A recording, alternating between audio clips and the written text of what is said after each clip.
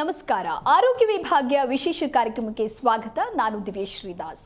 ಆರೋಗ್ಯವೇ ಭಾಗ್ಯ ಅಂತ ಹೇಳ್ತೀವಿ, ಆದರೆ ಬದಲಾಗ್ತಾ ಇರುವಂತಹ ನಮ್ಮ ಜೀವನದ ಶೈಲಿಯಿಂದಾಗಿ ಸಾಕಷ್ಟು ಆರೋಗ್ಯದ ಸಮಸ್ಯೆಗಳು ಹೆಚ್ಚಾಗ್ತಾ ಇದೆ.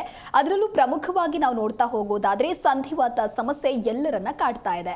ಹಾಗಾದ್ರೆ ಸಂಧಿವಾತ ಸಮಸ್ಯೆ ಅಂದ್ರೆ ಏನು, ಯಾಕೆ ಈ ಸಮಸ್ಯೆ ಬರುತ್ತೆ, ಜೊತೆಗೆ ಇದಕ್ಕೆ ಇರುವಂತಹ ಪರಿಹಾರಗಳೇನು ಅಂತ ತಿಳಿಸಿಕೊಡಲು ಹೋಮಿಯೋಕೇರ್ ಇಂಟರ್ನ್ಯಾಷನಲ್ ತಜ್ಞ ವೈದ್ಯರಾಗಿರುವಂತಹ ಡಾಕ್ಟರ್ ಆನಂದ್ ಅವರು ಇವತ್ತು ನಮ್ಮ ಜೊತೆಗಿದ್ದಾರೆ. ಸೊ ಬನ್ನಿ ಅವರನ್ನ ಕಾರ್ಯಕ್ರಮಕ್ಕೆ ವೆಲ್ಕಮ್ ಮಾಡೋಣ. ನಮಸ್ತೆ ಡಾಕ್ಟರ್, ಕಾರ್ಯಕ್ರಮಕ್ಕೆ ಸ್ವಾಗತ. ನಮಸ್ಕಾರ. ಎಸ್ ಡಾಕ್ಟರ್, ಇನ್ನು ಇತ್ತೀಚಿನ ದಿನಗಳಲ್ಲಿ ಸಂಧಿವಾತ ಆರ್ಥ್ರೈಟಿಸ್ ಸಮಸ್ಯೆ ಎಲ್ಲರನ್ನ ಕಾಡ್ತಾ ಇದೆ. ಹಾಗಾದ್ರೆ ಈ ಸಂಧಿವಾತ ಸಮಸ್ಯೆ ಅಂದ್ರೆ ಏನು, ಯಾಕೆ ಈ ಸಮಸ್ಯೆ ಉಂಟಾಗತ್ತೆ?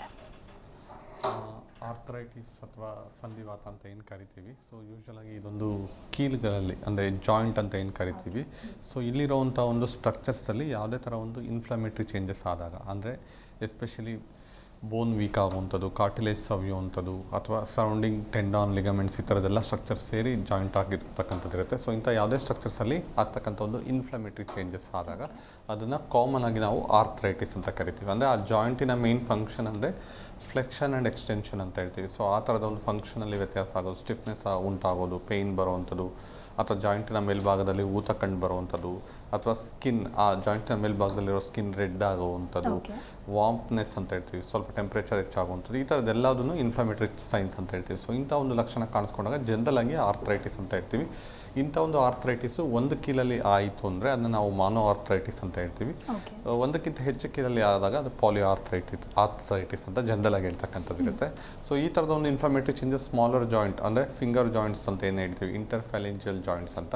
ಸೊ ಅಂಥ ಒಂದು ಜಾಯಿಂಟಿಂದ ಹಿಡಿದು ಲಾರ್ಜೆಸ್ಟ್ ಜಾಯಿಂಟ್ಸ್ ಅಂತ ಏನು ಕರಿತೀವಿ, ನೀ ಜಾಯಿಂಟ್, ಹಿಪ್ ಜಾಯಿಂಟ್, ಶೋಲ್ಡರ್, ಇಂಥ ಕಡೆಯಲ್ಲೂ ಆಗ್ತಕ್ಕಂಥದ್ದು ಇರುತ್ತೆ. ಸೊ ಹಾಗಾಗಿ ಆರ್ಥ್ರೈಟಿಸ್ ಅನ್ನೋದು ಕಾಮನ್ ಆಗಿ ನೋಡ್ತಕ್ಕಂಥದ್ದು ಇರುತ್ತೆ. ಇದಕ್ಕೆ ಬರೋದಕ್ಕೆ ಭಾಳಷ್ಟು ಕಾರಣಗಳಿರುತ್ತೆ.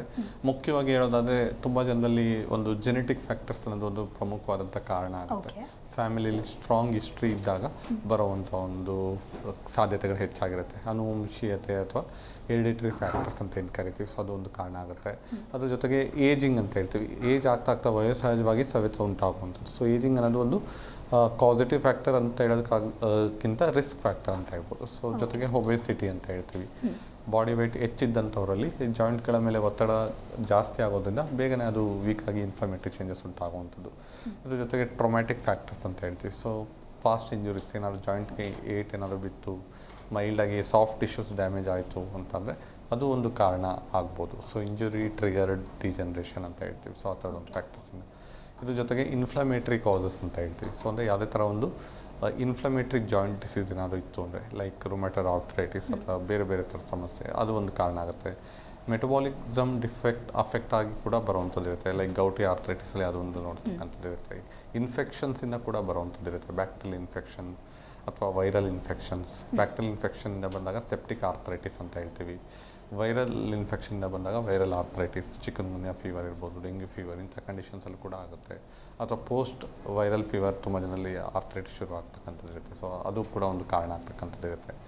ಇದ್ರ ಜೊತೆಗೆ ಆಕ್ಯುಪೇಷನಲ್ ರಿಸ್ಕ್ ಫ್ಯಾಕ್ಟರ್ಸ್ ಕೂಡ ಸರ್ಟನ್ ಎಕ್ಸ್ಟೆಂಟ್ ಕಾರಣ ಆಗ್ತಕ್ಕಂಥದ್ದು ಇರುತ್ತೆ. ಅಂದರೆ ಯಾವ ಒಂದು ಆಕ್ಯುಪೇಷನಲ್ಲಿ ಲಾಂಗ್ ಸ್ಟ್ಯಾಂಡಿಂಗ್ ಹೆಚ್ಚೊತ್ತು ನಿಂತ್ಕೊಂಡು ಕೆಲಸ ಮಾಡ್ತಾರೆ, ವೆಯ್ಟ್ ಲಿಫ್ಟ್ ಮಾಡ್ತಾರೆ, ಅಂಥವರಲ್ಲಿ ಬರುವಂಥದ್ದು. ಅಥವಾ ನ್ಯೂಟ್ರಿಷನಲ್ ಡಿಫಿಷಿಯನ್ಸೀಸ್ ಅಂತ ಹೇಳ್ತೀವಿ, ತುಂಬ ಸಿವಿಯರ್ ಆಗಿ ವಿಟಮಿನ್ ಡಿಫಿಷಿಯನ್ಸೀಸ್, ಎಸ್ಪೆಷಲಿ ಕ್ಯಾಲ್ಶಿಯಂ ಕೊರತೆ ಉಂಟಾಗುವಂಥದ್ದು ಅಥವಾ ವಿಟಮಿನ್ ಡಿ ಕೊರತೆ ಉಂಟಾದಾಗ ಅದು ಒಂದು ಕಾರಣ ಆಗ್ತಕ್ಕಂಥದ್ದು. ಸೊ ಈಗ ಭಾಳಷ್ಟು ಕಾರಣಗಳಿಂದ ಈ ಆರ್ಥ್ರೈಟಿಸ್ ಸಮಸ್ಯೆ ನಾವು ನೋಡ್ತಕ್ಕಂಥದ್ದು. ಓಕೆ ಡಾಕ್ಟರ್, ಇನ್ನು ಸಂಧಿವಾತ ಸಮಸ್ಯೆ ಇದೆ ಅಂತ ಹೇಳಿ ಗೊತ್ತಾಗೋದು ಹೇಗೆ? ಲೈಕ್ ಅದಕ್ಕೆ ಇರುವಂತಹ ಸಿಂಪ್ಟಮ್ಸ್ಗಳ ಬಗ್ಗೆ ತಿಳಿಸಿಕೊಡೋದಾದರೆ? ಅದೇ ರೋಗ ಲಕ್ಷಣಗಳು ಅಂತ ಬಂದಾಗ, ಸೊ ಈ ಜಾಯಿಂಟ್ಸಲ್ಲಿ ಹೇಳಿದಾಗೆ pain, on and of pain ಬರುವಂಥದ್ದು, ತುಂಬ ಹೊತ್ತು ರೆಸ್ಟ್ ಮಾಡಿ ನಂತರ ಅವರು ಮೂವ್ ಮಾಡೋಕ್ಕೆ ಶುರು ಮಾಡಿದಾಗ ಪೇಯ್ನ್ ಕಾಣಿಸ್ಕೊಳ್ಳುವಂಥದ್ದು, ಅರ್ಲಿ ಮಾರ್ನಿಂಗ್ ಟೈಮಲ್ಲಿ ಪೇಯ್ನ್ ಹೆಚ್ಚು ಅನಿಸೋವಂಥದ್ದು, ಅಥವಾ ಮೆಟ್ಲು ಹತ್ತೋ ಸಂದರ್ಭದಲ್ಲಿ ಪೇಯ್ನ್ ಹೆಚ್ಚಾಗುವಂಥದ್ದು, ವೆಯ್ಟ್ ಲಿಫ್ಟ್ ಮಾಡುವಾಗ ಪೇಯ್ನ್ ಜಾಸ್ತಿ ಕಾಣಿಸೋವಂಥದ್ದು. ಸೊ ಅಂದರೆ ಪೇಯ್ನ್ ಆನ್ ಎಕ್ಸರ್ಷನ್ ಅಂತ ಹೇಳ್ತೀವಿ, ಯಾವುದೇ ಥರ ಒಂದು ಆ್ಯಕ್ಟಿವಿಟೀಸ್ ಮಾಡುವಾಗ ಪೇಯ್ನ್ ಹೆಚ್ಚು ಕಾಣಿಸ್ಕೊಂಡು ನಂತರ ರೆಸ್ಟ್ ಮಾಡಿದಾಗ ಕಡಿಮೆ ಆಗುವಂಥದ್ದು. ಈ ಥರದ ಒಂದು ಲಕ್ಷಣಗಳು ಜಾಸ್ತಿ ನೋಡ್ತಕ್ಕಂಥದ್ದು. ಪೇಯ್ನ್ ಜೊತೆಗೆ ಅಲ್ಲಲ್ಲಿ ಒಂದೊಂದು ಕಡೆ ಸ್ವೆಲ್ಲಿಂಗ್ ಬರುವಂಥದ್ದೇ ಆಗಿರ್ಬೋದು, ಅಥವಾ ಜಾಯಿಂಟಿನ ಮೇನ್ ಫಂಕ್ಷನ್ ಅಂತಂದರೆ ಹೇಳಿದಾಗ ಫ್ಲೆಕ್ಷನ್ ಆ್ಯಂಡ್ ಎಕ್ಸ್ಟೆನ್ಷನ್ ಅಂತ ಹೇಳ್ತೀವಿ. ಸೊ ಆ ಥರದ ಒಂದು ಫಂಕ್ಷನ್ ಅಫೆಕ್ಟ್ ಆಗುವಂಥದ್ದು, ಅಂದರೆ ಸ್ಟಿಫ್ನೆಸ್ ಶುರುವಾಗುವಂಥದ್ದು. ಸೊ ಈ ಥರದ ಒಂದು ಲಕ್ಷಣಗಳೇನಿದೆಯಲ್ಲ ಅದು ಕಾಮನ್ ಆಗಿ ನಾವು ನೋಡ್ತಕ್ಕಂಥದ್ದು ಇರುತ್ತೆ. ಸೊ ಆಗಲೂ ಅವರು ಸರಿಯಾದಂಥ ಒಂದು ಐಡೆಂಟಿಫೈ ಮಾಡಿಲ್ಲ, ಡಯಾಗ್ನೋಸಿಸ್ ಮಾಡಲಿಲ್ಲ, ಇಗ್ನೋರ್ ಮಾಡಿದ್ರು ಅಂತಂದಾಗ ನಿಧಾನಕ್ಕೆ ಅದು ಪ್ರೋಗ್ರೆಸ್, ಅಂದರೆ ಒಂದು ಕೀಲಲ್ಲಿ ಶುರುವಾಗಿದ್ದು ಇನ್ನೊಂದು ಕೀಲ್ಗೆ ಪ್ರೋಗ್ರೆಸ್ ಆಗುವಂಥದ್ದು, ಬಲಗಡೆ ಮಂಡಿಲಿ ಶುರುವಾಗಿದ್ದು ಎಡಗಡೆ ಮಂಡಿಲಿ ಕಾಣಿಸ್ಕೊಳ್ಳುವಂಥದ್ದು, ಈ ಥರದ ಒಂದು ಚೇಂಜಸ್ ಗ್ರ್ಯಾಜುವಲ್ ಆಗಿ ಆಗ್ತಕ್ಕಂಥದ್ದು. ಓಕೆ ಡಾಕ್ಟರ್, ಇನ್ನು ಸಂಧಿವಾತ ಸಮಸ್ಯೆ ಅಂತ ಬಂದಾಗ ಹೋಮಿಯೋ ಕೇರ್ನಲ್ಲಿ ಯಾವ ರೀತಿಯ ಟ್ರೀಟ್ಮೆಂಟನ್ನು ನೀವು ನೀಡ್ತೀರಾ, ಹಾಗೆ ಬೇರೆ ಚಿಕಿತ್ಸೆಗಳಿಗಿಂತ ನಿಮ್ಮಲ್ಲಿ ಹೇಗೆ ಭಿನ್ನವಾಗಿರುತ್ತೆ? ಅದೇ ಈ ಆರ್ಥ್ರೈಟಿಸಲ್ಲಿ ಹೇಳಿದಾಗೆ ಹಲವಾರು ಥರದ ಒಂದು ವಿಧವಾದಂಥ ಆರ್ಥ್ರೈಟಿಸ್ ಬಂದಿರುತ್ತೆ, ಹಲವಾರು ಥರದ ಒಂದು ಕಾರಣಗಳಿಂದ ಬರುವಂಥದ್ದಿರುತ್ತೆ, ಜೊತೆಗೆ ರೋಗದ ಲಕ್ಷಣಗಳು ಕೂಡ ಹಲವಾರು ರೀತಿಯಾದಂಥದ್ದಿರುತ್ತೆ. ಸೊ ಪ್ರತಿಯೊಂದು ಪೇಷಂಟ್ಸಲ್ಲೂ ಯಾವ ಕಾರಣಕ್ಕಾಗಿ ಒಂದು ಸಮಸ್ಯೆ ಶುರುವಾಗಿದೆ, ಯಾವೊಂದು ವಿಧವಾದಂಥ ಆರ್ಥ್ರೈಟಿಸ್ ಬಂದಿದೆ, ಅವರಲ್ಲಿರುವಂಥ ರೋಗದ ಲಕ್ಷಣಗಳು ಏನಿದೆ ಎಲ್ಲವುದನ್ನು ಸ್ಟಡಿ ಮಾಡಿ ಅದಕ್ಕೆ ಸೂಕ್ತವಾದಂಥ ಒಂದು ರೂಟ್ ಕಾಸ್ನ ಟ್ರೀಟ್ ಮಾಡೋ ಥರ ಒಂದು ಮೆಡಿಕೇಶನ್ಸ್ನ ರೆಕಮೆಂಡ್ ಮಾಡ್ತಕ್ಕಂಥದ್ದು ಇರುತ್ತೆ. ಆಗಷ್ಟೇ ಏನಾಗುತ್ತೆ ಆ ಒಂದು ಪೆಥಾಲಜಿಕಲ್ ಚೇಂಜಸ್ ಅಂತ ಹೇಳ್ತೀವಿ, ಅಂದರೆ ಒಂದು ಇನ್ಫ್ಲಮೇಷನ್ ಏನಾಗ್ತಾ ಇದೆ, ಸೊ ಅದು ಕಂಟ್ರೋಲ್ ಆದಾಗ ಮಾತ್ರ ಏನಾಗುತ್ತೆ ಸಮಸ್ಯೆ ಕಡಿಮೆ ಆಗುತ್ತೆ. ಅಲ್ಲಿ ಜಸ್ಟ್ ಪೇಯ್ನ್ ಕಡಿಮೆ ಆಗೋದಕ್ಕೆ ಮಾತ್ರ ಟ್ರೀಟ್ಮೆಂಟ್ ಕೊಡುವಂಥದ್ದಲ್ಲ, ಒಂದು ಪರ್ಮನೆಂಟ್ ಕ್ಯೂರ್ ಆಗೋ ಥರ ಒಂದು ಟ್ರೀಟ್ಮೆಂಟ್ನ ಎಫೆಕ್ಟಿವ್ ಆಗಿ ನಾವು ಕೊಡ್ತಕ್ಕಂಥದ್ದು ಇರುತ್ತೆ. ಜೊತೆಗೆ ಪೀರಿಯಾಡಿಕಲ್ ಚೆಕಪ್ ಇರುತ್ತೆ ರೆಗ್ಯುಲರ್ ಆಗಿ, ಜೊತೆಗೆ ಬ್ಲಡ್ ಟೆಸ್ಟ್ನ ಅವಶ್ಯಕತೆ ಇತ್ತು ಅಂದರೆ ಕೆಲವೊಬ್ಬರಲ್ಲಿ ಬ್ಲಡ್ ಟೆಸ್ಟ್ ರೆಕಮೆಂಡ್ ಮಾಡುವಂಥದ್ದು, ಆರ್ಥ್ರೈಟಿಸ್ ಪ್ರೊಫೈಲ್ ಟೆಸ್ಟ್ ಅಂತ ಹೇಳ್ತೀವಿ. ಹಲವಾರು ವಿಧವಾದಂಥ ಆರ್ಥ್ರೈಟಿಸ್ ಅಂತ ನಾನೇನು ಹೇಳಿದೆ, ಸೊ ಯಾವ ಥರದ ಒಂದು ವಿಧವಾದಂಥ ಆರ್ಥ್ರೈಟಿಸ್ ಬಂದಿದೆ, ಯಾವುದು ಹಂತದಲ್ಲಿದೆ ಎಲ್ಲದನ್ನು ತಿಳ್ಕೊಳ್ಳೋದು ಸಾಧ್ಯ ಆಗುತ್ತೆ. ಭಾಳಷ್ಟು ಟೈಪ್ಸ್ ಇರುತ್ತೆ. ಕಾಮನೆಸ್ಟ್ ಟೈಪ್ ಅಂತ ನಾವು ನೋಡಿದಾಗ osteoarthritis, rheumatoid arthritis, gouty arthritis, psoriatic arthritis, septic arthritis, viral arthritis, ಈ ಥರದ ಒಂದು ವಿಧವಾದಂಥ ಆರ್ಥ್ರೈಟಿಸ್ ಏನಿದೆಯಲ್ಲ ಒಂದು 5-6 ಟೈಪ್ಸ್ ಹೆಚ್ಚು ಜನರಲ್ಲಿ ಕಾಣಿಸ್ಕೊಳ್ಳುವಂಥದ್ದು. ಅದರಲ್ಲೂ ಇತ್ತೀಚೆಗೆ ಈ ಆಸ್ಟಿಯೋ ಆರ್ಥ್ರೈಟಿಸ್ ಮತ್ತು ರೊಮ್ಯಾಟೈಡ್ ಆರ್ಥ್ರೈಟಿಸ್ ಅಂಡ್ ಗೌಟಿ ಆರ್ಥ್ರೈಟಿಸ್ ಅತಿ ಸಾಮಾನ್ಯವಾಗಿ ಕಾಣಿಸ್ಕೊಳ್ತಾ ಇದೆ. ಸೊ ಹಾಗಾಗಿ ಒಂದೊಂದು ಥರದ ವಿಧವಾದಂಥ ಆರ್ಥ್ರೈಟಿಸ್ ಒಂದೊಂದು ಕಾಸಿಂದ ಬರುವಂಥದ್ದು ಇರುತ್ತೆ. ಸೊ ಹಾಗಾಗಿ ಐಡೆಂಟಿಫೈ ಮಾಡಿ ಆ ಸಮಸ್ಯೆನ ರೂಟ್ ಕಾಸ್ನ ಸರಿಪಡಿಸೋ ಥರ ಒಂದು ಮೆಡಿಕೇಷನ್ಸ್ ರೆಕಮೆಂಡ್ ಮಾಡಿ ಅದನ್ನೇ ನಾವು ಕಾನ್ಸ್ಟಿಟ್ಯೂಷನಲ್ ಟ್ರೀಟ್ಮೆಂಟ್ ಅಂತ ಹೇಳ್ತೀವಿ. ಸೊ ಆ ಥರದ ಮೆಡಿಕೇಷನ್ ಜೊತೆಗೆ ಅವರಲ್ಲಿರುವಂಥ ಒಂದು ರಿಸ್ಕ್ ಫ್ಯಾಕ್ಟರ್ಸ್ ಲೈಕ್ ಒಬೆಸಿಟಿ ಇರ್ಬೋದು, ಅಥವಾ ಅವರ ಆಕ್ಯುಪೇಷನಲ್ ಫ್ಯಾಕ್ಟರ್ಸ್ ಏನಾದ್ರು ಇತ್ತು, ಅಥವಾ ನ್ಯೂಟ್ರಿಷನ್ ಡಿಫಿಷಿಯನ್ಸೀಸ್ ಏನಾದ್ರು ಇತ್ತು ಅಂತಂದರೆ ಅದಕ್ಕೆ ಬೇಕಾದಂಥ ಸಪ್ಲಿಮೆಂಟ್ಸ್ನ ರೆಕಮೆಂಡ್ ಮಾಡುವಂಥದ್ದು. ಸೊ ಈ ಥರದ್ದೆಲ್ಲ ಅದನ್ನು ಕೂಡ ಗ್ರ್ಯಾಜುವಲ್ ಆಗಿ ಅಂದರೆ ಪೀರಿಯಾಡಿಕಲ್ ಚೆಕಪ್ ಮೂಲಕ ರೆಕಮೆಂಡ್ ಮಾಡ್ತಕ್ಕಂಥ. ಓಕೆ ಡಾಕ್ಟರ್, ಇನ್ನು ಸಂಧಿವಾತ ಸಮಸ್ಯೆ ಅಂತ ಹೇಳಿದಾಗ ಏನಾದರೂ ಪರ್ಟಿಕ್ಯುಲರ್ ಏಜ್ ಫ್ಯಾಕ್ಟರ್ ಇರುತ್ತಾ, ಅಥವಾ ಮಹಿಳೆಯರಲ್ಲಿ ಹೆಚ್ಚಾಗಿ ಕಂಡುಬರುತ್ತಾ ಅಥವಾ ಪುರುಷರಲ್ಲಿ ಕಂಡುಬರುತ್ತಾ? ಕಾಮನ್ ಆಗಿ ಹೇಳೋದಾದರೆ ಇದು ಯಾವುದೇ ವಯಸ್ಸಲ್ಲಿ ಕೂಡ ಬರ್ಬೋದು, ಜೊತೆಗೆ ಇಬ್ಬರಲ್ಲೂ ಈಕ್ವಲ್ ರೇಷನಲ್ಲಿ ನೋಡ್ಬೋದು. ಬಟ್ ಹೇಳಿದಾಗೆ ಒಂದೊಂದು ವಿಧವಾದಂಥ ಅಂದರೆ ಈ ಆಸ್ಟಿಯೋ ಆರ್ಥ್ರೈಟಿಸ್ ಅಂತೂ ಕಾಮನ್ ಆಗಿ ಫಿಮೇಲ್ಸಲ್ಲಿ ಒಂದು 40 ಇಯರ್ಸ್ ನಂತರ ಕಾಣಿಸ್ಕೊಳ್ಳುತ್ತೆ, ಮೇಲ್ಸಲ್ಲಿ ಸ್ವಲ್ಪ ಲೇಟಾಗಿ ಅಂದರೆ 50 ಇಯರ್ಸ್ ನಂತರ ಕಾಣಿಸ್ಕೊಳ್ಳುವಂಥದ್ದು ಇರುತ್ತೆ. ಈ ರೊಮ್ಯಾಟೈಡ್ ಆರ್ಥ್ರೈಟಿಸ್ ಅಂದು ಮೋರ್ ಕಾಮನ್ಲಿ ಫಿಮೇಲ್ಸಲ್ಲಿ ಸ್ವಲ್ಪ ಪ್ರಿಡಾಮಿನೆಂಟಾಗಿ ನೋಡ್ಬೋದು, ಎಲ್ಲೊಂದು ಕಡೆ ಸ್ಟ್ರಾಂಗ್ ಫ್ಯಾಮಿಲಿ ಹಿಸ್ಟ್ರಿ ಅಥವಾ ಜೆನೆಟಿಕ್ ಫ್ಯಾಕ್ಟರ್ಸ್ ಅನ್ನೋದು ಒಂದು ಕಾರಣ ಆಗ್ಬೋದು. ಜೊತೆಗೆ ಮೋರ್ ಕಾಮನ್ಲಿ ಮಿಡ್ಲ್ ಏಜಲ್ಲಿ ಹೆಚ್ಚಾಗಿ ನೋಡ್ತಕ್ಕಂಥದ್ದು ಇರುತ್ತೆ, ಬಿಟ್ವೀನ್ 20 to 40 ಇಯರ್ಸ್ ಏಜ್ ಗ್ರೂಪಲ್ಲಿ. ಎಲ್ಲೊಂದು ಕಡೆ ಅತಿಯಾದಂಥ ಒಂದು ಒತ್ತಡ, ಕ್ರೋನಿಕ್ ಸ್ಟ್ರೆಸ್ ಅಂತ ಹೇಳ್ತೀವಿ, ಅಥವಾ ಅಗೇನ್ ಫುಡ್ ಹ್ಯಾಬಿಟ್ಸ್ ಸರಿಯಾಗಿ ಫಾಲೋ ಮಾಡದೇ ಇರುವಂಥದ್ದು, ವೀಕ್ ಇಮ್ಯೂನ್ ಸಿಸ್ಟಮ್ ಅಂತ ಹೇಳ್ತೀವಿ. ಬೇಸಿಕಲಿ ರೊಮ್ಯಾಟೈಡ್ ಆರ್ಥ್ರೈಟಿಸ್ ಅನ್ನೋದು ಆಟೋ ಇಮ್ಯೂನ್ ಡಿಸೀಸ್ ಅಂತ ಹೇಳ್ತೀವಿ. ಸೊ ಇನ್ನು ಗೌಟಿ ಆರ್ಥ್ರೈಟಿಸ್ ನಾರ್ಮಲ್ ಆಗಿ 40 ಇಯರ್ಸ್ ನಂತರ ಅಂದರೆ 40 to 50 ಇಯರ್ಸ್ ಏಜ್ ಗ್ರೂಪಲ್ಲಿ ಜಾಸ್ತಿ ನೋಡ್ತಕ್ಕಂಥದ್ದು ಇರುತ್ತೆ. ಫುಡ್ಡಲ್ಲಿ ಅಂದರೆ ಪ್ಯೂರಿನ್ ಹೆಚ್ಚಿರುವಂಥ ಒಂದು ಫುಡ್ ತೊಗೊಂಡಾಗ ಅಂದರೆ ಲೈಕ್ ಮೆಟಬಾಲಿಸಮ್ ಅಫೆಕ್ಟ್ ಆದಾಗ ಬರುವಂಥ ಒಂದು ಡಿಸೀಸ್ ಕಂಡೀಷನ್. ಸೊ ಹಾಗಾಗಿ ಒಂದೊಂದು ಥರದ ಆರ್ಥ್ರೈಟಿಸು ಒಂದೊಂದು ಫ್ಯಾಕ್ಟರ್ಸಿಂದ ಬರೋದ್ರಿಂದ ಸೊ ಡಿಫ್ರೆಂಟ್ ಏಜ್ ಗ್ರೂಪ್ಸಲ್ಲಿ ಕಾಣಿಸ್ಕೊಳ್ಳುವಂಥದ್ದು ಇರುತ್ತೆ.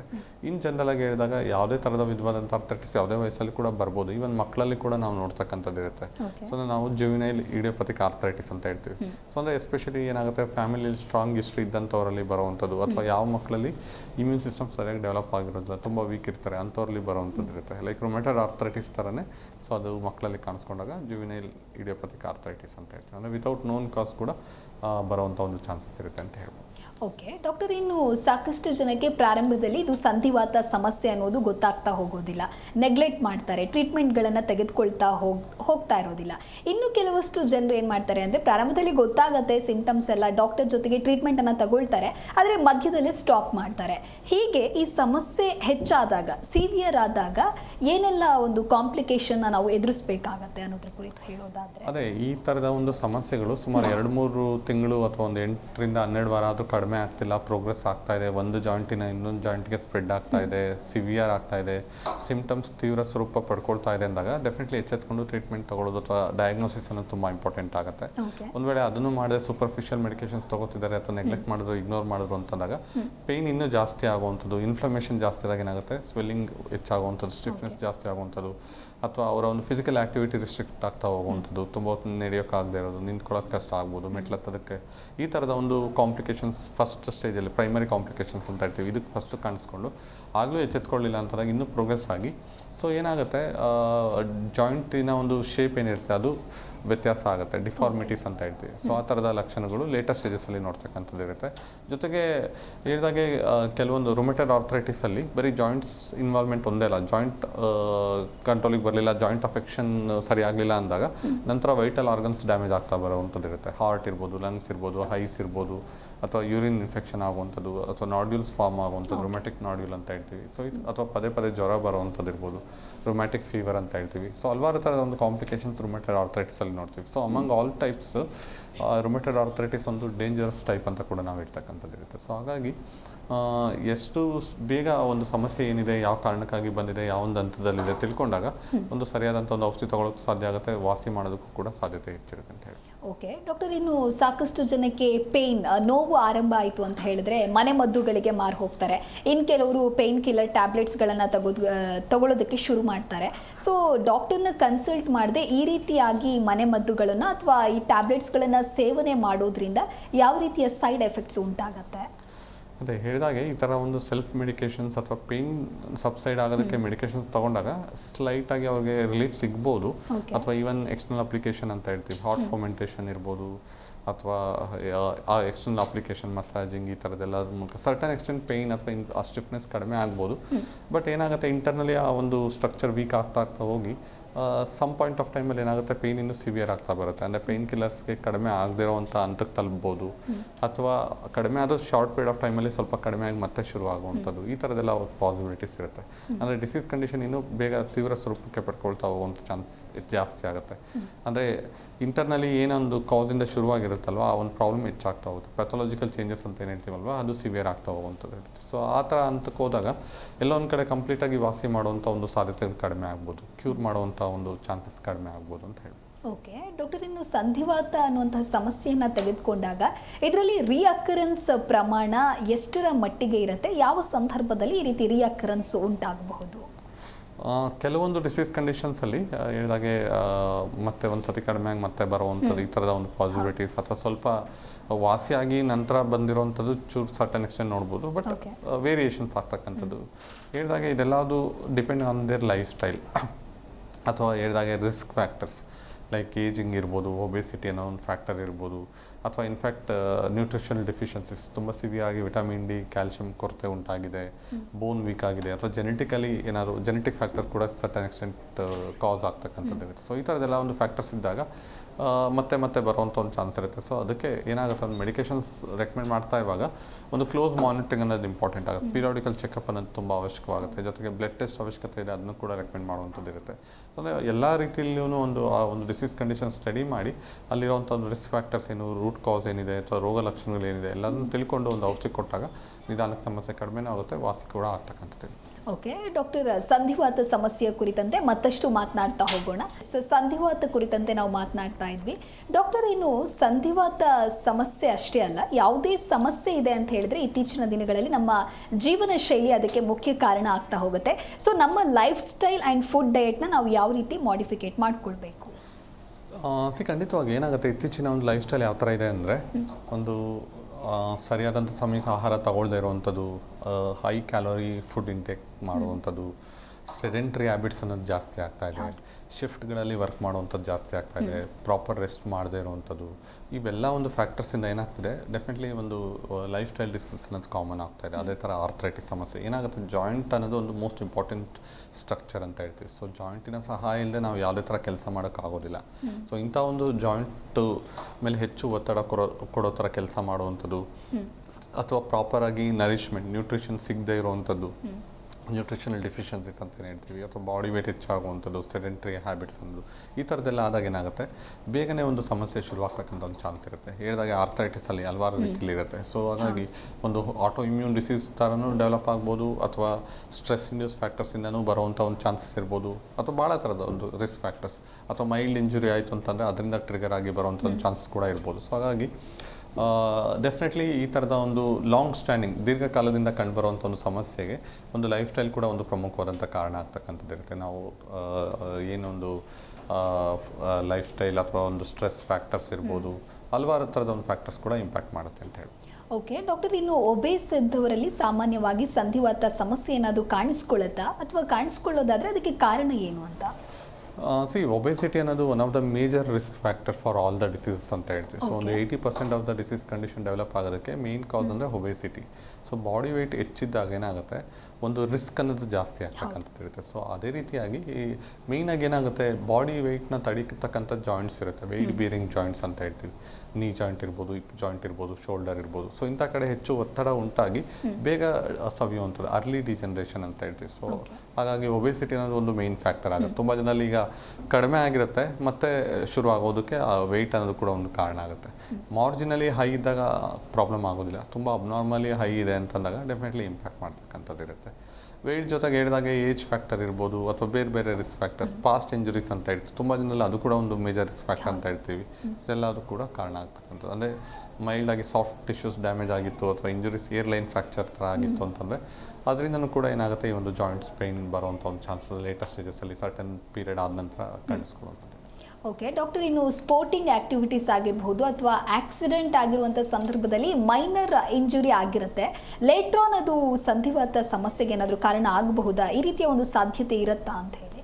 ಅದೇ ಹೇಳಿದಾಗೆ ಸ್ಟ್ರೆಸ್ ಇಂಡ್ಯೂಸ್ಡ್ ಅಂತ ಹೇಳ್ತೀವಿ. ಸೊ ಹಾಗಾಗಿ ಈಗೇನು ಎಕ್ಸಸ್ ವರ್ಕೌಟ್ ಮಾಡೋದ್ರಿಂದ ಹೆಚ್ಚು ಅವ್ನ ಜಾಯಿಂಟ್ ಮೇಲೆ ಒತ್ತಡ ಕೊಡೋ ಥರ ಕೆಲಸ ಮಾಡುವಂಥದ್ದಾಗಿರ್ಬೋದು, ಅಥವಾ ಆಲ್ರೆಡಿ ಮುಂಚೆ ಪ್ರೀವಿಯಸ್ ಇಂಜುರಿ ಆಗಿದೆ ನಂತರ ಒಂದು ಜಾಯಿಂಟ್ ಸ್ಟ್ರೆಂಥನ್ ಮಾಡೋಕ್ಕೋಸ್ಕರ ಎಕ್ಸಸ್ ಸ್ಟ್ರೈನ್ ಮಾಡಿದಾಗ ಕೆಲವೊಮ್ಮೆ ಸ್ಟ್ರೆಸ್ ಇಂಡ್ಯೂಸ್ ಫ್ಯಾಕ್ಟರ್ಸಿಂದನೂ ಪೇಯ್ನ್ ಬರುವಂಥ ಒಂದು ಚಾನ್ಸ್ ಇರುತ್ತೆ. ಹೇಗೇನು ಹೇಳಿದಾಗೆ ಇಟ್ ಡಿಪೆಂಡ್ಸ್, ಅವರು ಯಾವೊಂದು ಹಂತಕ್ಕೆ ಅದು ಸ್ಟ್ರಕ್ಚರ್ ಡ್ಯಾಮೇಜ್ ಆಗಿದೆ, ಯಾವೊಂದು ಏಜಲ್ಲಿ ಅವ್ರಿಗೆ ಸಮಸ್ಯೆ ಆಗಿದೆ, ಅಥವಾ ಅವ್ರು ಯಾವ ಥರ ಒಂದು ವರ್ಕೌಟ್ ಮಾಡ್ತಿದ್ದಾರೆ. ಸೊ ಇದೆಲ್ಲದು ಕೂಡ ಫ್ಯಾಕ್ಟರ್ಸ್ ಆಗುತ್ತೆ, ಅಂದರೆ ಅವ್ರಿಗೆ ಸಮಸ್ಯೆ ಉಂಟಾಗೋದಕ್ಕೆ ಅಂತೇಳಿ.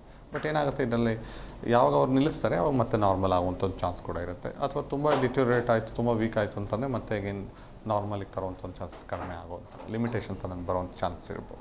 ಓಕೆ ಡಾಕ್ಟರ್, ಇನ್ನು ಸಂಧಿವಾತ ಸಮಸ್ಯೆ ಅಂತಂದಾಗ ಇದಕ್ಕೆ ಕೆಲವೊಂದಿಷ್ಟು ಸಿಂಪ್ಟಮ್ಸ್ಗಳಿದೆ ಅಂತ ನೀವು ಆಗಲೇ ತಿಳಿಸ್ಕೊಟ್ಟಿದ್ದೀರಾ. ಇನ್ನು ವಿತೌಟ್ ಸಿಂಪ್ಟಮ್ಸ್ ಕೂಡ ಏನಾದರೂ ಸಂಧಿವಾತ ಸಮಸ್ಯೆ ಬರುವಂತಹ ಚಾನ್ಸಸ್ ಇದೆಯಾ ಹೇಗೆ? ವಿತೌಟ್ ಸಿಂಪ್ಟಮ್ಸ್ ಅನ್ನೋದಕ್ಕಿಂತ ಏನಾಗುತ್ತೆ, ಈಗ ರೊಮೆಟೆಡ್ ಆರ್ಥರೈಟಿಸಲ್ಲಿ ನಾವು ನೋಡಿದಾಗ ಫಿಂಗರ್ ಜಾಯಿಂಟ್ಸಲ್ಲಿ, ರಿಸ್ಟ್, ಎಲ್ಬೋ ಇಂಥ ಕಡೆಯಲ್ಲಿ ಫಸ್ಟ್ ಪೇಯ್ನ್ ಬರುವಂಥದ್ದು, ಸ್ವೆಲ್ಲಿಂಗ್ ಬರುವಂಥದ್ದು, ಸ್ಟಿಫ್ನೆಸ್ ಆಗುವಂಥದ್ದೆಲ್ಲ ನೋಡ್ತೀವಿ. ತುಂಬ ಜನರಲ್ಲಿ ಇಂಥ ಒಂದು ಪೇಷಂಟ್ಸಲ್ಲಿ RA ಫ್ಯಾಕ್ಟರ್ ಪಾಸಿಟಿವ್ ಇರುತ್ತೆ, ಅಥವಾ CRP ಅನ್ನೋ ಒಂದು ಅಂಶ, ಸಿ ರಿಯಾಕ್ಟಿವ್ ಪ್ರೋಟೀನ್, ಅದು ಪಾಸಿಟಿವ್ ಇರುತ್ತೆ. ANT-CCP ಅಂತ ಹೇಳ್ತೇವೆ, ಆ್ಯಂಟಿ ಸೈಕ್ಲಿಕ್ ಸಿಟ್ರಿನೇಟೆಡ್ ಪಾಲಿಪೆಪ್ಟೈಡ್ ಅಂತ. ಸೊ ಅದು ಕನ್ಫರ್ಮೇಟರಿ ಟೆಸ್ಟ್ ಅಂತ ಹೇಳ್ತೀವಿ. ಸೊ ತುಂಬ ಜನರಲ್ಲಿ ಈ ಥರ ಫಿಂಗರ್ ಜಾಯಿಂಟ್ಸಲ್ಲಿ ಪೇಯ್ನ್ ಬರ್ತಿರುತ್ತೆ, ಸ್ಟಿಫ್ನೆಸ್, ಸ್ವೆಲ್ಲಿಂಗ್ ಎಲ್ಲ ಇರುತ್ತೆ, ಬಟ್ ರಿಪೋರ್ಟ್ಸ್ ಎಲ್ಲ ನಾರ್ಮಲ್ ಇರುತ್ತೆ. ಸೊ ಅದನ್ನು ನಾವು ಸೇಮ್ ರೊಮೆಟೆಡ್ ಆರ್ಥರೈಟಿಸ್ ಥರನೇ ಬಟ್ ಪ್ರಾಬ್ಲಮ್ ಇರೋದಿಲ್ಲ. ಸೊ ಅದನ್ನೇ ನಾವು ಸೀರೋ ನೆಗೆಟಿವ್ ಆರ್ಥರೈಟಿಸ್ ಅಂತ ಹೇಳ್ತೀವಿ. It is a type of auto immune disease ಅಂತ ಹೇಳ್ತಕ್ಕಂಥದ್ದು. ಸೊ ಹಾಗಾಗಿ ಒಂದು ಕ್ಲಿನಿಕಲ್ ಪ್ರೆಸೆಂಟೇಷನ್, ಅವರಲ್ಲಿ ಏನು ರೋಗದ ಲಕ್ಷಣಗಳು ಕಾಣಿಸ್ಕೊಳ್ತಾ ಇದೆ ಅದು ಕೂಡ ಇಂಪಾರ್ಟೆಂಟ್ ಆಗುತ್ತೆ.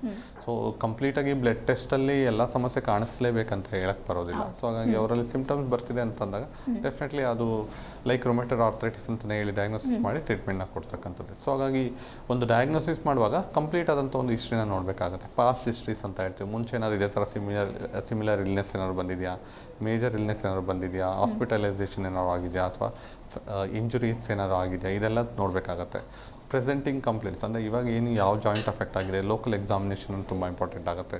ಜಾಯಿಂಟಲ್ಲಿ ಪೇಯ್ನ್ ಬರ್ತಿದೆಯಾ, ಸ್ವೆಲ್ಲಿಂಗ್ ಇದೆಯಾ, ಸ್ಟಿಫ್ನೆಸ್ ಆಗಿದೆಯಾ, ಇದೆಲ್ಲ ತಿಳ್ಕೊಂಡು ನಂತರ ಫೈನಲಿ ಥರ್ಡ್ ಸ್ಟೇಜಲ್ಲಿ ಕನ್ಫರ್ಮೇಷನ್ ಮಾಡೋದಕ್ಕೆ ಲ್ಯಾಬ್ ಇನ್ವೆಸ್ಟಿಗೇಷನ್ಸ್ ರೆಕಮೆಂಡ್ ಮಾಡ್ತಕ್ಕಂಥದ್ದು. ಸೊ ಲ್ಯಾಬ್ ಇನ್ವೆಸ್ಟಿಗೇಷನ್ಸಲ್ಲಿ ಮುಖ್ಯವಾಗಿ ಹೇಳಿದಾಗೆ ಕಂಪ್ಲೀಟ್ ಬ್ಲಡ್ ಕೌಂಟ್, CBC ಅಂತ ಹೇಳ್ತೀವಿ, ESR ಅನ್ನೋ ಒಂದು ಟೆಸ್ಟ್ ಇರುತ್ತೆ. ಜೊತೆಗೆ ಆರ್ಥರೈಟಿಸ್ ಪ್ರೊಫೈಲ್ ಅಂತ ಬಂದಾಗ ಹೇಳಿದಾಗೆ ಹಲವಾರು ಥರದ ಟೆಸ್ಟ್ ಇರುತ್ತೆ. RA ಫ್ಯಾಕ್ಟರ್ ಇರ್ಬೋದು, CRP ಇರ್ಬೋದು, ಯೂರಿಕ್ ಆ್ಯಸಿಡ್ ಇರ್ಬೋದು, ಸೀರಮ್ ಕ್ಯಾಲ್ಶಿಯಮ್ ಇರ್ಬೋದು, ವಿಟಮಿನ್ D ಇರ್ಬೋದು, ಇದೆಲ್ಲರ ಜೊತೆಗೆ HLA-B27 ಅಂತ ಹೇಳ್ತೀವಿ, ಜೀನ್ ಮಾರ್ಕರ್ ಟೆಸ್ಟ್ ಅಂತ. ಸೊ ಈ ಥರ ಹಲವಾರು ಥರ ಟೆಸ್ಟ್ ಇರುತ್ತೆ. ಸೊ ಇದರಲ್ಲಿ ಯಾವುದೇ ಥರ ASLO ಅಂತ ಹೇಳ್ತೀವಿ, ಆ್ಯಂಟಿಸ್ಟೆಪ್ಟೊಲೈಸಿನ್, ಅದು ಪಾಸಿಟಿವ್ ಇತ್ತು ಅಂತಂದರೆ ಸೆಪ್ಟಿಕ್ ಆರ್ಥರೈಟಿಸ್, ಬ್ಯಾಕ್ಟೀರಿಯಲ್ ಇನ್ಫೆಕ್ಷನಿಂದ ಬಂದಿದೆ ಅಂತ. ಸೊ ಹಾಗಾಗಿ ಇದೆಲ್ಲ ಟೆಸ್ಟ್ ಮಾಡಿದಾಗ ಕ್ಲಿಯರಾಗಿ ಯಾವೊಂದು ವಿಧವಾದಂಥ ಆರ್ಥರೈಟಿಸ್ ಬಂದಿದೆ. ಯೂರಿಕ್ ಆ್ಯಸಿಡ್ ಲೆವೆಲ್ಸ್ ಏನಾದ್ರು ಜಾಸ್ತಿ ಇತ್ತು ಅಂತಂದರೆ ಅದು ಗೌಟಿ ಆರ್ಥರೈಟಿಸ್ ಅಂತ ಹೇಳ್ತೀವಿ. ಪ್ಯೂರಿನ್ ಅನ್ನೋ ಒಂದು ಪ್ರೋಟೀನ್ ಹೆಚ್ಚು ಸೇವನೆ ಮಾಡೋದ್ರಿಂದ ಶುರು ಆಗುವಂಥ ಒಂದು ಕಂಡೀಷನ್ ಅಂತ ಹೇಳ್ಬೋದು. ಸೊ ಹಾಗಾಗಿ ಒಂದು ಪ್ರಾಪರ್ ಡಯಾಗ್ನೋಸಿಸ್ ಮಾಡಿದಾಗ ಅಷ್ಟೇ ನಾವು ಅವ್ರಿಗೆ ಬೇಕಾದಂಥ ಒಂದು ಡಯಟ್ನ ಅನುಸರಿಸೋದಕ್ಕೆ ಸಾಧ್ಯ ಆಗುತ್ತೆ, ಸಜೆಷನ್ ಕೊಡೋದು ಸಾಧ್ಯ ಆಗುತ್ತೆ. ಅವರಲ್ಲಿರೋ ರಿಸ್ಕ್ ಫ್ಯಾಕ್ಟರ್ಸ್ ಏನಿತ್ತು ಅಂದರೆ ಅದನ್ನ ಸರಿಪಡಿಸೋದಕ್ಕೆ ಕೂಡ ಸಾಧ್ಯ ಆಗುತ್ತೆ. ಓಕೆ ಡಾಕ್ಟರ್, ಇನ್ನು ಸಂಧಿವಾತ ಸಮಸ್ಯೆ ಅಂತ ಹೇಳಿದ್ರೆ ಅದು ಲೈಫ್ ಟೈಮ್ ಡಿಸೀಸಾ ಅಥವಾ ಸರಿಯಾದ ಸಮಯದಲ್ಲಿ ನಾವು ಚಿಕಿತ್ಸೆಯನ್ನು ಪಡೆದುಕೊಂಡ್ರೆ ಅದರಿಂದ ನಾವು ಗುಣಮುಖರಾಗಬಹುದಾ ಡಾಕ್ಟರ್? ಡೆಫಿನೆಟ್ಲಿ ಇನಿಷಿಯಲ್ ಸ್ಟೇಜಲ್ಲಿ ಇದ್ದಾಗಲೇ ಅದಕ್ಕೆ ಸೂಕ್ತವಾದಂಥ ಒಂದು ಔಷಧಿ ತೊಗೊಂಡ್ರೆ ಡೆಫಿನೆಟ್ಲಿ ಕಂಪ್ಲೀಟಾಗಿ ವಾಸಿ ಮಾಡ್ಬೋದು. ಕೆಲವೊಬ್ಬರಲ್ಲಿ ಏನಾಗುತ್ತೆ 5-10 ಇಯರ್ಸ್ ಅಥವಾ 15 ಇಯರ್ಸ್ ಅದು ತುಂಬ ವರ್ಷದಿಂದ ಇರುತ್ತೆ. ಅಂಥವ್ರಲ್ಲಿ ಎಲ್ಲ ಒಂದು ಕಡೆ ಸ್ವಲ್ಪ ಲಿಮಿಟೇಷನ್ಸ್ ಬರುತ್ತೆ. ಅಂಥವ್ರಲ್ಲೂ ಕೂಡ ಆದಷ್ಟು ಕಾಂಪ್ಲಿಕೇಶನ್ಸ್ನ ಪ್ರಿವೆಂಟ್ ಮಾಡಿ ಆ ಡಿಸೀಸ್ ಕಂಡೀಷನ್ ಕಂಟ್ರೋಲ್ ಮಾಡೋದಕ್ಕೂ ಕೂಡ ಮೆಡಿಸಿನ್ಸ್ ಕೊಡ್ತಕ್ಕಂಥದ್ದು ಇರುತ್ತೆ. ಮುಖ್ಯವಾಗಿ ಏನಾಗುತ್ತೆ ಅವರಲ್ಲಿ ಪೇಯ್ನ್ ತುಂಬ ಸಿವಿಯರ್ ಇದೆ ಅಂತಂದರೆ ಇಮಿಡಿಯೇಟಾಗಿ ಕಡಿಮೆ ಆಗೋದಕ್ಕೆ ಮೆಡಿಸಿನ್ಸ್ ಕೊಡಬೇಕಾಗುತ್ತೆ. ಇನ್ಫ್ಲಮೇಷನ್ ಏನಾದ್ರು ಇತ್ತು ಅಂತಂದರೆ ಅದು ಕಂಟ್ರೋಲ್ ಆಗೋದಕ್ಕೂ ಮೆಡಿಸಿನ್ಸ್ ಕೊಡೋದು ಜೊತೆಗೆ ಸ್ಪೆಸಿಫಿಕ್ ಮೆಡಿಸಿನ್ಸ್ ಅಂತ ಹೇಳ್ತೀವಿ. ಅಂದರೆ ರೋಗದ ಲಕ್ಷಣಗಳು ಕಂಟ್ರೋಲ್ ಆಗೋದಕ್ಕೆ ಸಿಂಪ್ಟಮ್ ಬೇಸ್ಡ್ ಟ್ರೀಟ್ಮೆಂಟ್ ಅಂತ ಹೇಳ್ತೀವಿ. ಅದ್ರ ಜೊತೆಗೆ ಆ ಥರ ಒಂದು ಸಮಸ್ಯೆ ಏನು ಮತ್ತೆ ಬರ್ತಾ ಇದೆ ಅಥವಾ ಇಂಟರ್ನಲ್ಲಿ ರೂಟ್ ಕಾಸಿಂದ ಏನು ಟ್ರಿಗರ್ ಆಗಿದೆ ಅದು ಕಂಟ್ರೋಲ್ ಆಗೋದಕ್ಕೆ ಕಾನ್ಸ್ಟಿಟ್ಯೂಷನಲ್ ಟ್ರೀಟ್ಮೆಂಟ್ ಅಂತ ಹೇಳಿ ರೆಕಮೆಂಡ್ ಮಾಡೋದ್ರಿಂದ ನಿಧಾನಕ್ಕೆ ಸಮಸ್ಯೆ ಕಡಿಮೆನೂ ಆಗುತ್ತೆ, ಕ್ಯೂರ್ ಕೂಡ ಆಗುತ್ತೆ ಅಂತ ಹೇಳಿ. ಓಕೆ ಡಾಕ್ಟರ್, ಇನ್ನು ಸಂಧಿವಾತ ಸಮಸ್ಯೆ ಇದೆ ಅಂತ ಹೇಳಿ ಬೇರೆ ಕಡೆ ಚಿಕಿತ್ಸೆಯನ್ನು ತೆಗೆದುಕೊಳ್ತಾ ಇರ್ತಾರೆ.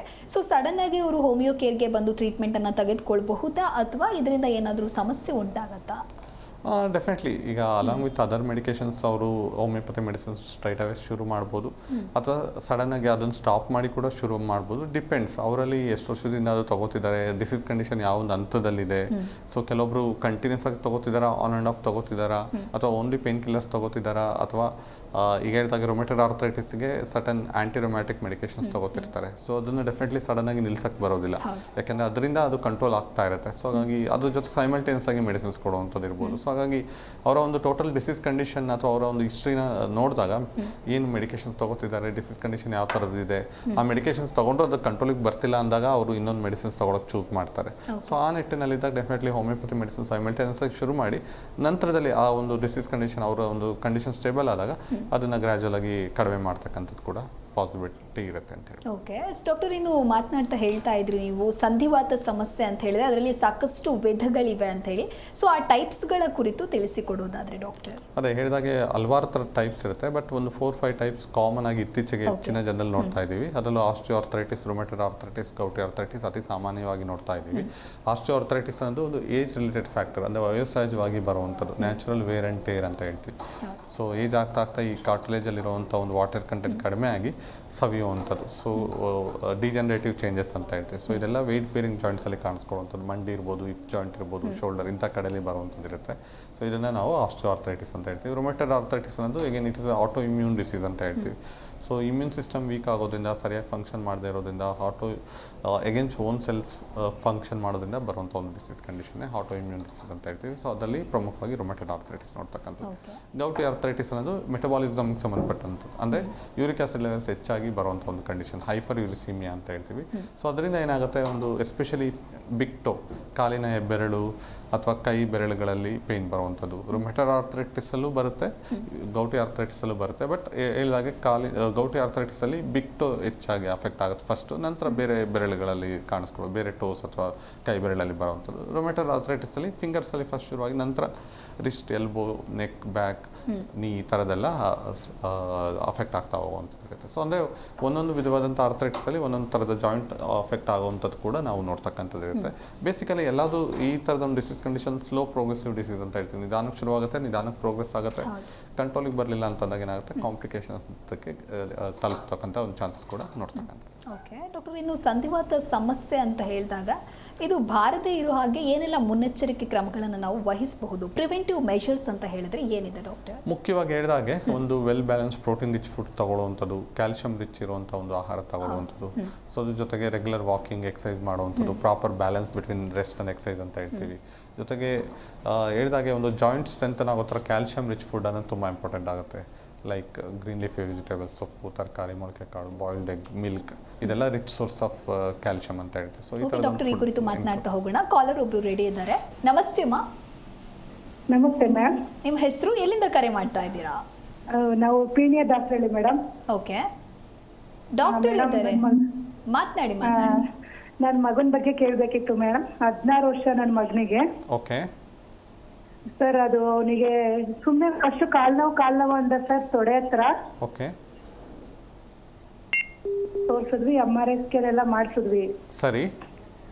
1 ತಿಂಗಳಾದ್ಮೇಲೆ ಮಾಡಿಸಿದ್ವಿ. ಮಾಮೂಲಿ ಕ್ಲಿನಿಕ್ಗೆ ಹೋಗಿ ತೋರಿಸಿ ಅವನಿಗೆ ಮಜಲ್ಸ್ ಅಲ್ಲಿ ಇನ್ಫೆಕ್ಷನ್ ಇದೆ ಅಂತ ಹೇಳಿದ್ರು. ಓಕೆ ಸರ್, ಅದು ಮತ್ತೆ ನಾವು ಅಡ್ಮಿಟ್ ಮಾಡಿದ್ರು ಅದು ವಾಸಿನೇ ಆಗ್ತಿಲ್ಲ ಸರ್. ಇವಾಗ SSLC ಎಕ್ಸಾಮ್ ಇರೋದ್ರಿಂದ ಓಕೆ ನಾವು ಡಿಸ್ಚಾರ್ಜ್ ಮಾಡ್ಕೊಂಡು ಕರ್ಕೊಬಂದ್ಬಿಟ್ಟೆ SLC ಎಕ್ಸಾಮ್ ಮುಗಿಲಿ ಅಂತ. ಹಂಗೆ ಇದೆ ಸರ್, ತುಂಬಾ ಅದು ಏನಕ್ಕೆ ಬಂದಿದೆ ಅದಕ್ಕೆ ಅವರು ಬಯಾಪ್ಸಿ ಮಾಡಬೇಕು ಅಂತ ಹೇಳಿದ್ದಾರೆ. ಹೌದಾ ಸರ್? ಅಲ್ಲಿ ಏನೋ ಊತ ಏನಾರು ಇದೆಯಮ್ಮ? ಊಟ ನಾರ್ಮಲ್ ಆಗೇ ಇದೆ, ಬಟ್ ತೊಡೆ ಸಂದಿಲಿ ಹಿಡ್ಕೊಂಡಂಗಾಗಿದೆ. ಕಾಲು ಅವ್ನು ಫ್ರೀಯಾಗಿ ಓಡಾಡ್ತಾ ಇಲ್ಲ. 1-3 ತಿಂಗಳಾಯ್ತು ಸರ್ ಹಂಗಾಗಿ. ಹಿಪ್ ಜಾಯಿಂಟಿಗೆ ಏನಾದ್ರು ಸಮಸ್ಯೆ ಆಗಿದೆ ಅಂತ ಹೇಳಿದ್ರಮ್ಮ? ಸರ್ ಅದರಲ್ಲಿ ಮೂಳೆಯಲ್ಲಿ ಏನು ಪ್ರಾಬ್ಲಮ್ ಇಲ್ಲ, ಇನ್ಫೆಕ್ಷನ್ ಮಾಂಸಖಂಡ ಊದ್ಕೊಂಡಿದೆ ಅಂತ. Hip joint MRI ಮಾಡಿಸಿದ್ರಾ? ಹೌದು sir, MRI ಮಾಡಿಸಿದ್ವಿ. ESC hospital admit ಮಾಡಿದ್ವಿ. 3 ಸಲ ಮಾಡಿದ್ರು ಅಲ್ಲೇ. ಮಜಲ್ಸ್ ಇನ್ಸ್ಪೆಕ್ಷನ್ ಒಂದ್ಸರಿ, ಮತ್ತೆ ಹೇಳಿದ್ರು ಅವರು. ಅದೇ ಬಯಾಪ್ಸಿನೇ ಮಾಡ್ಬೇಕು ಅಂತ ಹೇಳ್ತಿದ್ದಾರೆ ಸರ್. ಅದೇ ಮಸಲ್ ಇನ್ಫೆಕ್ಷನ್ ಅಂದ್ರೆ ಮಯೋಸೈಟಿಸ್ ಅಂತ ಹೇಳ್ತೀವಿ. ಕೆಲವೊಮ್ಮೆ ಮಯಾಲ್ಜಿಯಾ ಅಂತಾನೂ ಆಗ್ಬೋದು. ಅದೇ ಮಸ್ಕ್ಯುಲರ್ ಪೇನ್ ಅಂದ್ರೆ, ಅಥವಾ ಈ ತರ ಒಂದು ಫೈಬ್ರೋಮಯಾಲ್ಜಿ ಅನ್ನೋ ಒಂದು ಕಂಡೀಷನ್ ಇರ್ಬೋದು, ಅಥವಾ ಮಯೋಸೈಟಿಸ್. ಈ 2 ಫ್ಯಾಕ್ಟರ್ಸ್ ಇರುತ್ತೆ. ಮಯೋಸೈಟಿಸ್ ಅಂತಂದ್ರೆ ಈಗೇನು it is auto immune disease ಅಂತ ಹೇಳ್ತೀವಿ. ಸೊ ಈ ಥರ ಚಿಕ್ಕ ವಯಸ್ಸಲ್ಲೇ ಬರಬೇಕಂದ್ರೆ ಕೆಲವೊಂದು ರಿಸ್ಕ್ ಫ್ಯಾಕ್ಟರ್ಸ್ ಇರುತ್ತೆ. ಈ ಆಟೋ ಇಮ್ಯೂನ್ ಡಿಸೀಸಸ್ ಡೆವಲಪ್ ಆಗೋದಕ್ಕೆ ಕೆಲವೊಬ್ಬರಲ್ಲಿ ಕಾರಣಗಳು ಹೇಳೋಕ್ಕಾಗೋದಿಲ್ಲ. ಆ ಥರದ ಒಂದು ಫ್ಯಾಕ್ಟರ್ಸಿಂದ ಶುರು ಆಗುತ್ತೆ.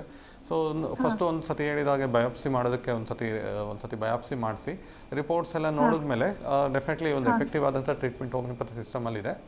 ನೀವು ರಿಪೋರ್ಟ್ಸ್ ಎಲ್ಲ ತೊಗೊಂಡು ಬಂದರೆ ಹೋಮಿಯೋಪತಿ ಮೆಡಿಸಿನ್ ಮೂಲಕ ಎಷ್ಟು ಸರಿಪಡಿಸೋಕ್ಕಾಗುತ್ತೆ ಅಥವಾ ಯಾವೊಂದು ಹಂತಕ್ಕೆ ಅದನ್ನ ಸರಿಪಡಿಸ್ಬೋದು ಎಲ್ಲದೂ ಕೂಡ ಅದನ್ನ ರಿಪೋರ್ಟ್ಸ್ ನೋಡಿ ಹೇಳ್ಬೋದು.